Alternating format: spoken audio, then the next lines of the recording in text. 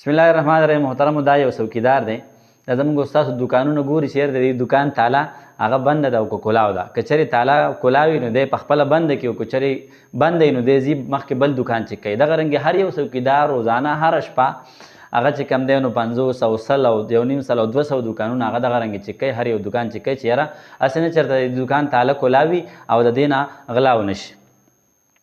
محترمو د کور نه بار شپه کول دا ډېر زیات ګران کار دی. لہذا د داسې څوکیدارانو مونږ تاسو قدر وکړو، احترام یې وکړو او کومه چې د دوی سره زمونږ د میاشتې خبرې 200 یا 500 روپۍ د هغې نه مونږ زیات تعاون د دوی سره کوو، ځکه د دوی غریبانانو نور څه کاروبار نه نور څه ګټه وټه نه، صرف دغه څوکیدارۍ ته کاتی. لہذا که چېرې د یو څوکیدار له مونږ 500 روپۍ خبره کړې ده او یو کس کریانې دکان دی نو پکار ده چې دی وله 500 روپو سره لږ دال ورکړي، لوبیا وله ورکړي، چڼم وله ورکړي، دغه رنګې څوک د وریجو دکان دی وریجې وله ورکړي.